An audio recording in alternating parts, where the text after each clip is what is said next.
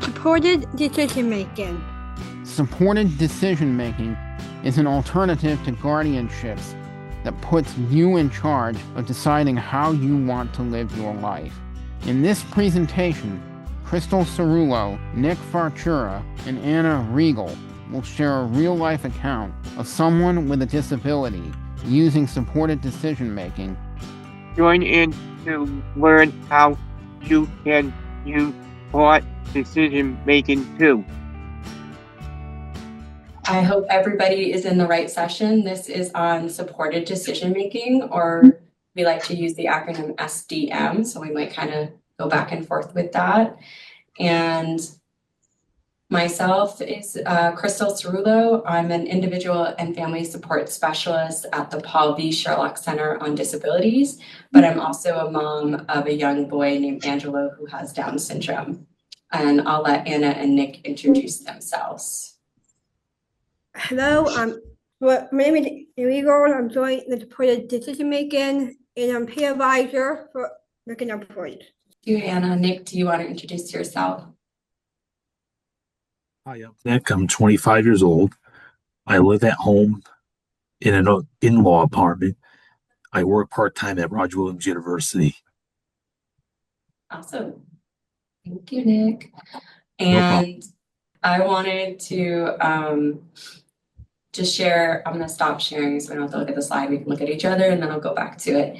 I wanted to share just a little bit about supported decision making before we go into it, just so people know what it is, and then we'll get into our actual presentation. Rhode Island passed the Supported Decision Making Act in 2019. This act made it possible for people with disabilities to legally receive help with making their decisions. And Rhode Island isn't the only place who made supported decision making possible. It's spreading around the US and around the world. The only requirement for Rhode Island adults to use supported decision making is that they must be able to express their decision. However, that does not mean that it has to be verbally. You can write it, you can use a speaker's board, you can nod, shake your head, use sign language, or any other way that somebody uses to be able to express their decisions or communicate will work for supported decision making. Yeah, everybody see that again? Yeah. Good. All right. Our first slide is based on what is supported decision making. And so these are the questions that we're going to ask each other and answer. So maybe I'll leave it up for when we ask each other, but I'll take it down when we, actually no, I'll just take it down. I know they don't want us to keep the slides up the whole time, but I'll bring it back up before we go to the next one. But these are the questions we're going to ask each other and answer. And if anybody has questions at any time, please don't hesitate to raise your hand, put it in the chat, or come off mute, and we're happy to answer questions as we go throughout. All right, so Anna, do you want to ask Nick the first question? Sure. Go ahead. So, what does it mean to make your own choices? It means a lot of me because a lot of people don't get that opportunity. I'm the best person to make my own decisions. So I'm going to ask the next question for Anna.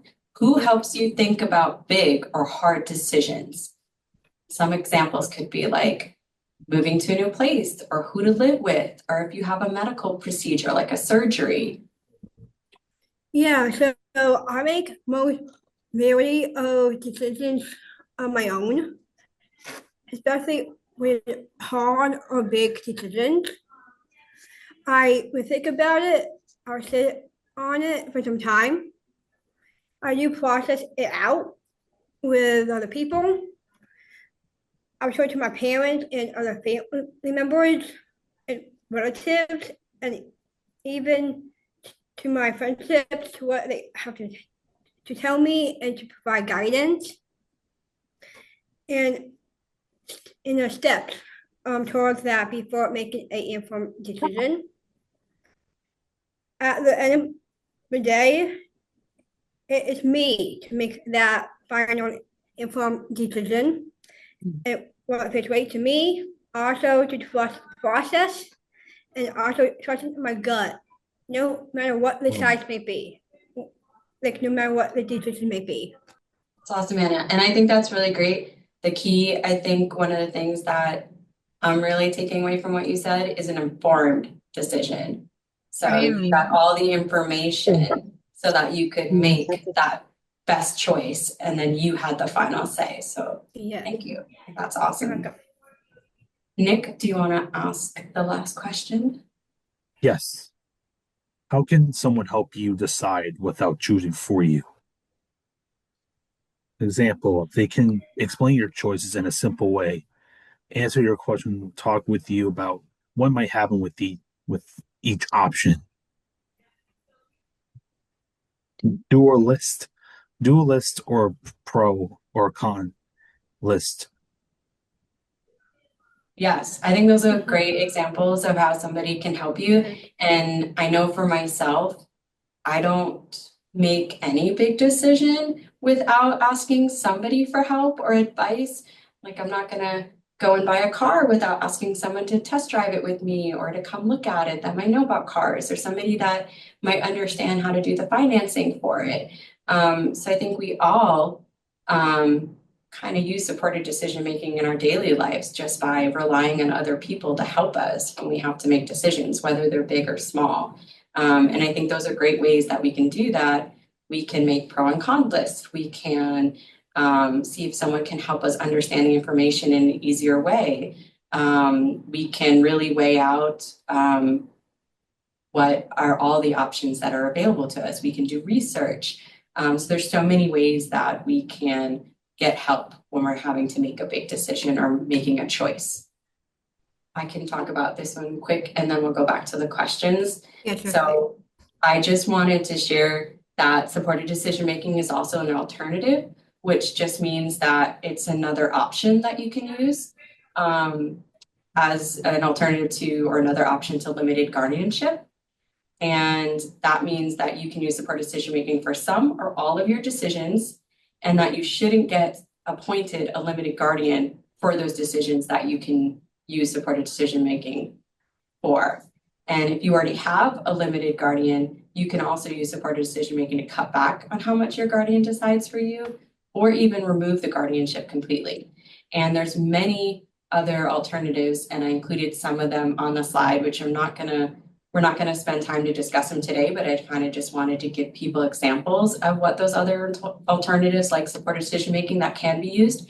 So durable power of attorney, rep payee trust, able accounts, and these are all things that you can use in combination with supported decision making and or by themselves. So I just wanted to kind of review that stuff briefly so people knew about other things that you can also have with or without supported decision making to really help. Okay, so now we're on the next one. Yep, and that's my question to you, Crystal. Yes, so Yeah. this one is, why is it important? And these are the questions we're gonna ask, and I'll do stop and share so that you can ask me the question. All right, so why is it good to make your own choices? I feel for myself, when I make my own choices, it's the best way I'm gonna learn from whatever choices that I make. Whether they're good choices or bad, I'm gonna learn from it and grow. It also makes me feel more independent. It's helping me build skills on decision making. And I just think it's important to have the autonomy to be able to make my own choices and decisions, whether they're big or small. Nick or Anna, do you have anything to add to that of why you think it's good for you to make your own choices? I would say why it's good for you to make your own decisions because it's part of life. It's part of your independence, going into like the adult world. Yeah, definitely. So I have the next question. It's for Nick. How does it feel when someone listens to your ideas? It makes me feel like I'm being listened to, and it makes me glad to be trusted. Yeah, very true. All right, Nick, you get to ask Anna the next question. Yes. How does it feel if other people make all your choices? It actually takes away all of your autonomy and all of your self-advocacy or you let others make those choices for you. I wouldn't have a say over any decisions about my life whatsoever. I wouldn't have a voice, or it would limit and be restrictive. It takes away your power. The way you present yourself doesn't make you to have any independence as an adult in the life that you live, or to be successful. That would mean that other people would have full control over you, and you can't speak up at all to express what you do feel. Really good points, Anna. Thank you. So our next slide is on choosing supporters. So with supported decision making, you get to choose people that are going to support you with helping make decisions, and they're called supporters. So you can choose people that you choose and that they have to agree to help you, but they should be people that know you and the decisions that you want to be making. And you can have one supporter or you can have several. You can have a group of supporters, and you can choose what type of decisions those people are going to help you with making. So I'm asking Anna, who do you go for help when you're making decisions or choices? So I make a lot of decisions and choices myself on an everyday basis. From the morning I wake up to the time I go to bed. But at the same time, you do need that help from a guidance to navigation to help you in life to the right direction. You still have the power for your own well-being in itself, but we do need people to trust to lean on. I start with myself and my faith as a beginning point, and then I work my way down to my family, friends, and other resources. And they're always there to support you, but your decisions to make your life better. Yeah, I think those are great examples. Nick, you get to ask me. Who listens to you and cares about what you want? So I feel like my husband does, and my family, and most of my close friends. I mean, that's why I'm friends with them, right? They're people that listen to me. They care about things that I care about. They care about what's important to me. They support me. So those are all great, like Anna said, and for myself, those are all people that I would maybe want to have as one of my supporters that help me with certain things. Anna, do you want to ask Nick the last question? Yes. How can you tell if someone be a good supporter? In the example, is they explain things clearly, answer your questions, and care about what matters to you. Very good. Someone who knows how to listen and knows when to stop doing all the talking. Nice. Right. And I just wanted to briefly share, because there's so many people that can be supporters, it's actually easy to share who would not be able to be a supporter. So I wanted to just briefly share that while we're talking about supporters. Basically, just your current service provider. So somebody that, like, if you're getting services through an agency, a provider agency or something, they would not be able to be your supporter because they're providing direct services to you. Your employer or employee, so somebody that might be your direct support staff or DSP cannot be a supporter, and or like your boss if you are working and you have a boss, but you can also coworker, but it can't be your actual boss. And then the last restriction is it can't be someone that's legally kept from contacting you. So if there's like a court order where they cannot come in contact with you, they would not be able to be a supporter. But other than that, all the ones that we kind of mentioned that people might think of, community members, friends, family, could all be supporters. So our next slide is, what do supporters do? And these are the questions that we are going to ask each other. Right, Anna, you want to ask the first question? What can your supporters do when a choice is hard?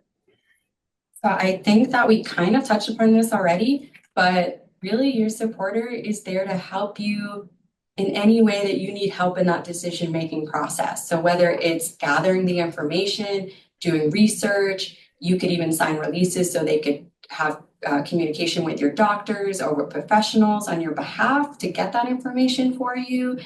They should present it to you in a simple way that you can understand. So whatever way that is, whether it's visuals or just having simpler information, smaller amounts of information so that you can best digest that and make that decision. Again, you can make like those pro and cons list or charts or anything that's going to help you. And then the other piece, they can also, if you give them permission, can share what you decided with the professional or the doctor. So I know for myself, one of the examples I usually give is I practice supported decision-making, as we call it informally, with my dad who had Parkinson's. So when I say informal, I just mean we didn't have an agreement, which I'll kind of later say what that is.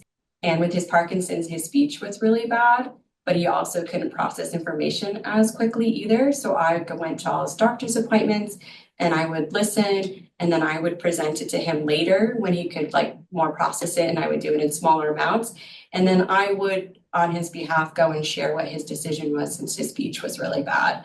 But really he had the final decision whether I agreed with it or not. And it's not my place to put my bias on that. But I would just share and make sure, as Anna said earlier, that he had all the information to make an informed decision. So it really can be vast on what they do. Nick, you have the next question. Yes, this is to you, Anna. Can someone explain things in a way that makes sense to you? Yes. The best ways that I can learn best is listening, visuals, since those are my learning styles. But it takes a lot of different ways and different places of location for something to make sense to me. I hear people out what they have to tell me in all areas, and even someone like explaining things to me. It opens me up as a person to hear the other person, but it all depends on the delivery of the way the other speaks to me. And then there's a factor where it can't make sense to it to be explained. Awesome. Those are great, Anna. Nick, who can go with you to meetings or appointments? My mom always does. It helps because she can help me with filling out paperwork, like let's say dentists, all that, and doctors, and then hospital, all that stuff. Helping to understand options the doctor might be giving me for like operations, for example. Awesome. I think those are great. So setting boundaries is our next category, and Anna is going to be asking me the first question. Do you have the final say about a decision? Yes, I do. And whether I'm using supported decision making or not, I have the final say in my decision. And I think that's what makes supported decision making great. So I can get help, but I have the final say. Nick, what should a supporter not do? For example, make decisions for you, push their own beliefs on you, or ignore what you want. A supporter should not ignore what I say or tell me that they know better than me, because it's almost like they don't like get the whole picture sometimes in a certain situation, because they'll try to deny and say that, oh, well, he's fine, you know. Yeah, that was great, Nick. Do you want to ask Anna your last one? I know we're getting close on time and we have one more slide left, so we're almost there. Yes, Anna, this is to you. What can you do if someone is not respecting your choices? Example, you can remind them that in SDM, their role is to help you understand options, not make decisions for you. Even if they disagree with your choice, you can also choose a different supporter or find new supporters who will listen and respect to what you want. Yeah, I would say that the main thing I always do is to advocate for myself by addressing it up front, by being honest and what it makes me feel, especially when I feel or state mix. It's different with many people. I do other approaches when it comes down to communicating what I do feel as appropriate for others that I'm with. Important and essential is making that first move. By having conversation with the other person. And Rick, I'm not that best at this. I'm not that best in a specific kind of situation. I need to be better in controlling of what I can do, especially to reframe the situation and the way I act upon it.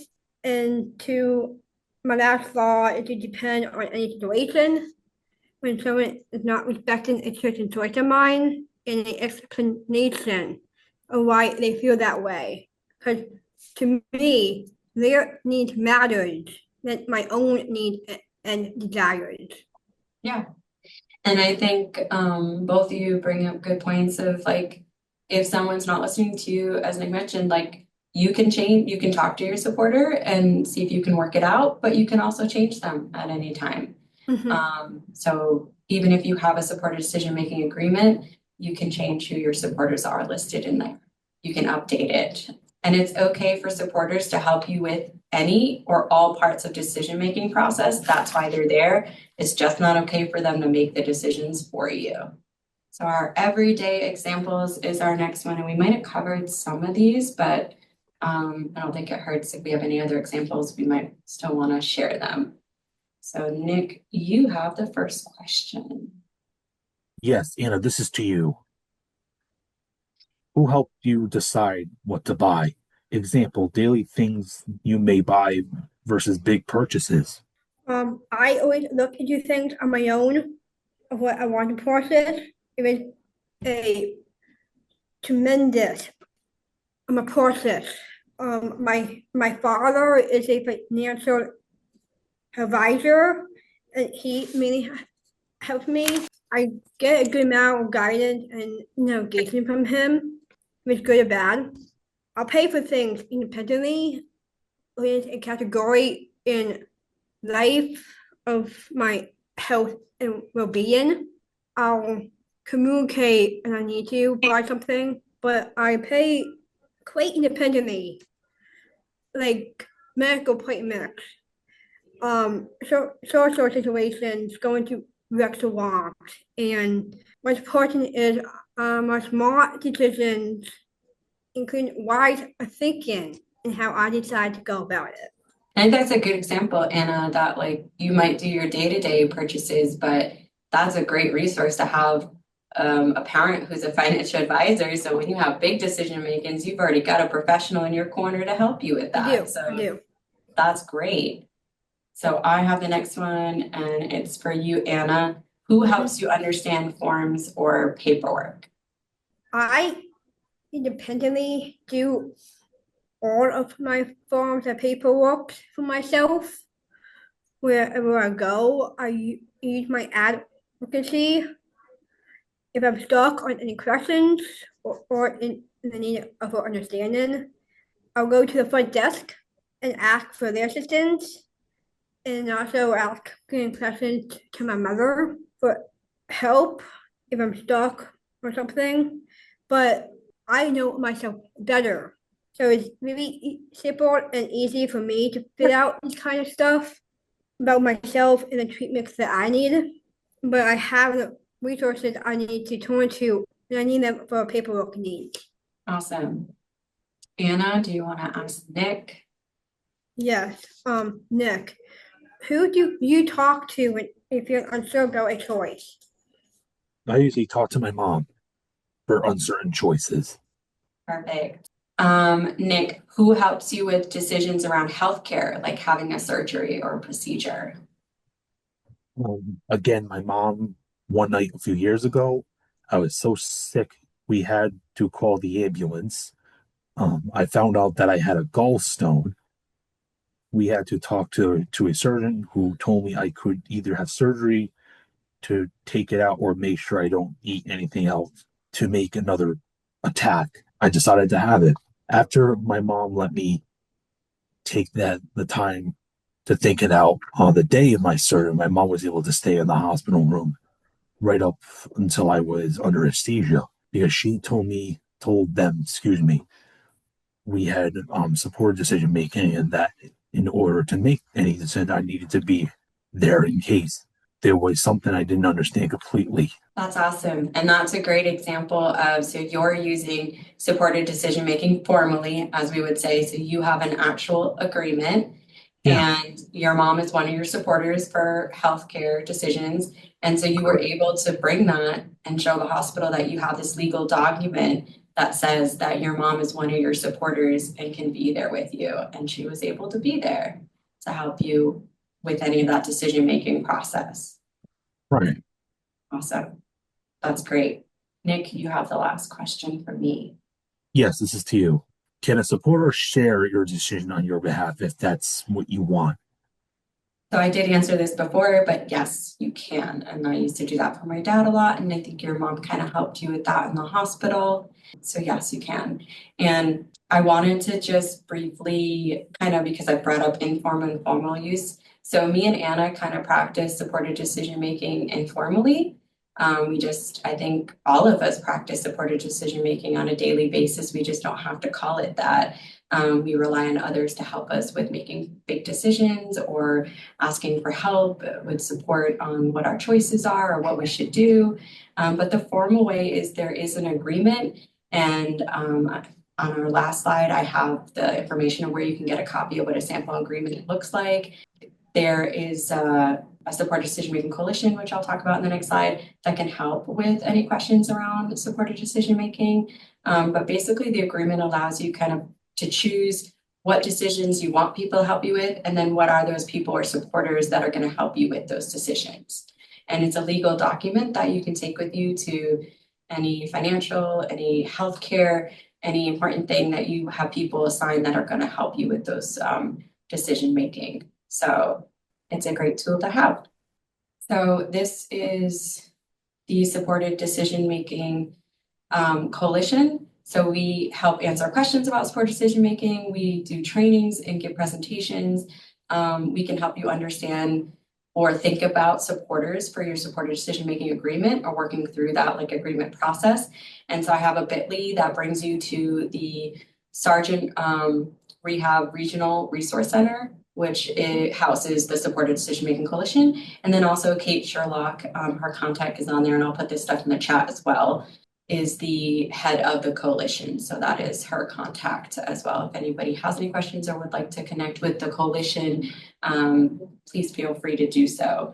Check out the website for more information at https://bit.ly/ri-sdm. Contact Kate Sherlock for more information at kates@sargentcenter.org. Any questions for myself or Anna or Nick? Is anybody else using supported decision making? I have a question. Yes. How important is it for the person to remain non-judgmental and unbiased? Do you feel like when you're working with somebody, Anna or Nick or anybody, what do you guys think of that? I know that I can share, but there's a lot of noise in its conference from where I am. Can you repeat the question? Sorry, Nicole. Yeah, sure. So how important is it when you're working with somebody to help you come to a informed decision for them to remain unbiased and non-judgmental and to really let you understand that their role isn't to place value on your decision? It's very important. Have you ever run into an instance where you feel like other people's values kind of got in the way? I wouldn't really say that. Like, I would say just very like when a question's not like needed or something like that, or it has to depend on like the time and place for that. Yeah, it's about when you call out sick and everything like that. It's like once you make your decision, no one can stop you. They can try, but it's not gonna solve anything. They can try, but it's not gonna solve anything. And I think as we talked about, when that happens, maybe it's a conversation. If you feel like you can have that conversation with the person that I feel like you're pushing, what your opinion on me, And if they can work on that, then you can move forward. But if not, maybe that's when you do have to maybe think about changing that supporter if you don't feel like, they're just forcing their opinions or their beliefs on you. Because I think that's part of it, is it really should be unbiased if possible. And for myself, I always share for my dad, even doing it informally, he was Italian and very stubborn. And so there was no way that I was going to make those decisions for him, and he would have just cut me out of the whole process. So really, like, there were times that it was very frustrating, and that there could be some services that or support that could be really helpful for him. And he was like, no.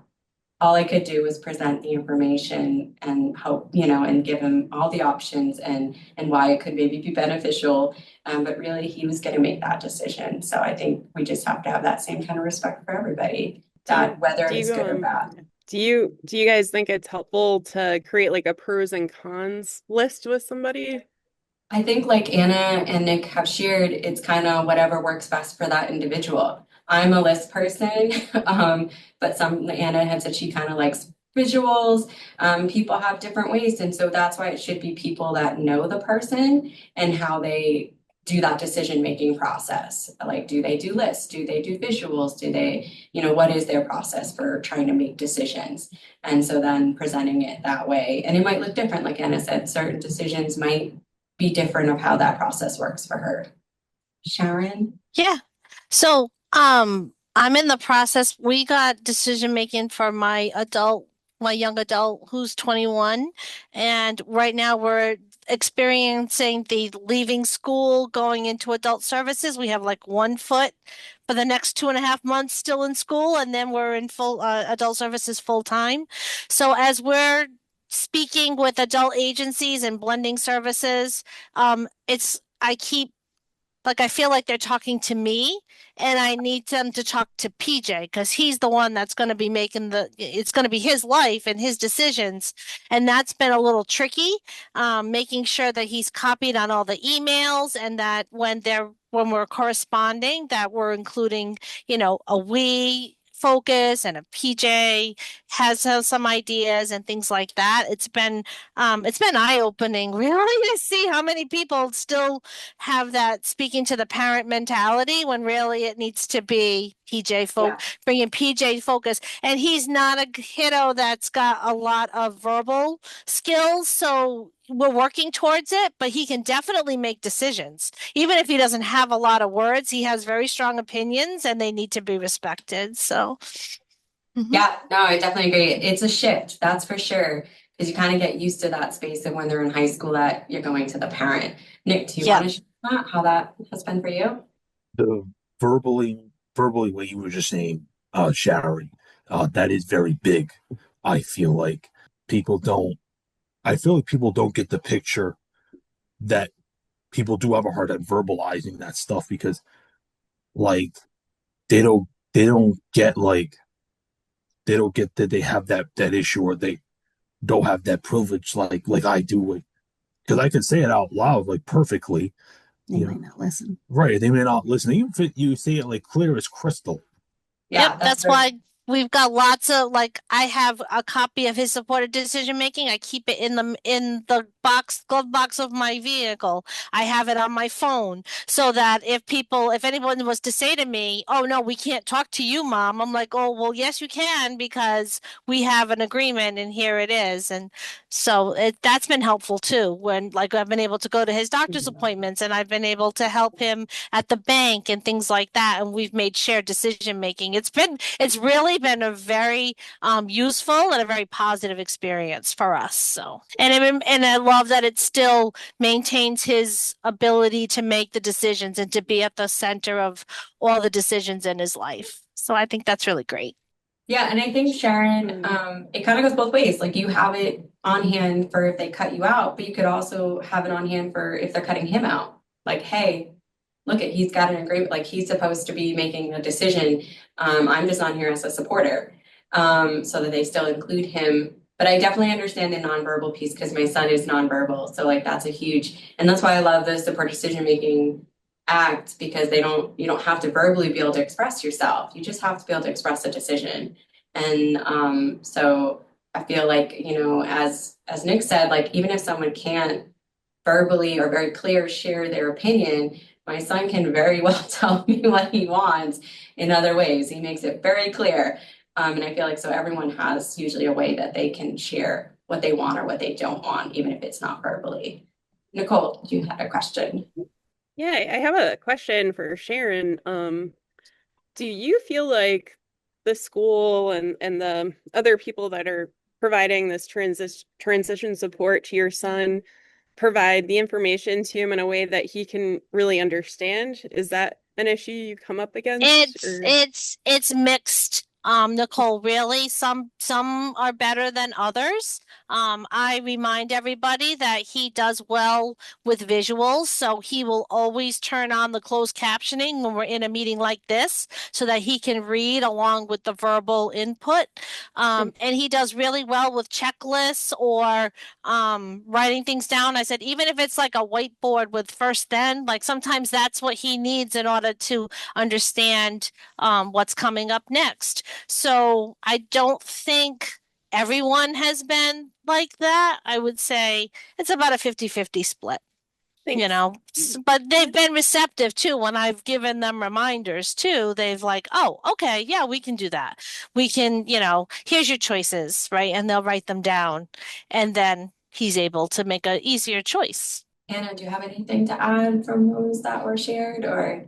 I think so. I don't really know, but what comes up to my mind is whatever, if there's any other ways that you can communicate, like through different apps or something, and you can have more like voice and not always be laying on the other person.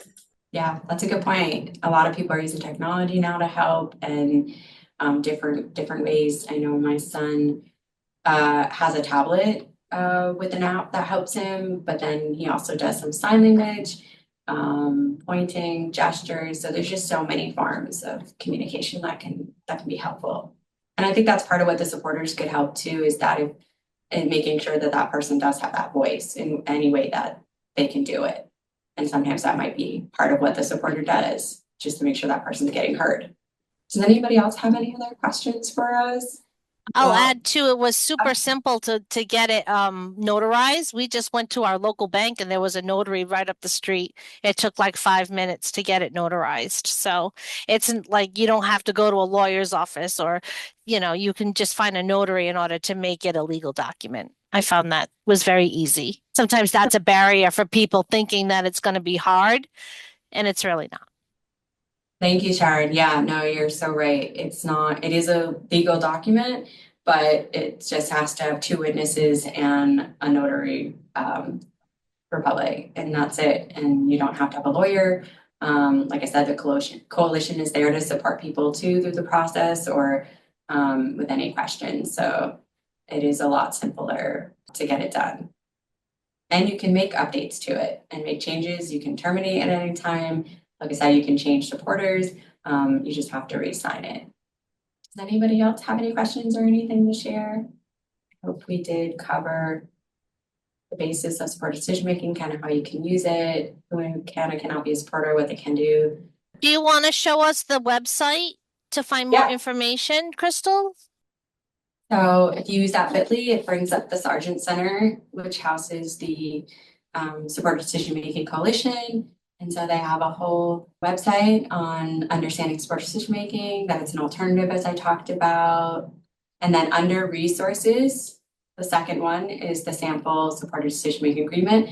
You don't have to use this. You can really make any agreement you want. You just want to make sure that it follows the act, which is included on this sample agreement. So if you did want to tweak it, you can change it a little bit. We have a You Decide toolbook in English or Spanish, and that's a great, it walks you through, it has the supported decision-making agreement at the end of it, but then in the beginning, it really talks about supported decision-making. It gives you some ideas of how to pick supporters. It has some great charts that you can kind of think about what are those decisions that you might want help with.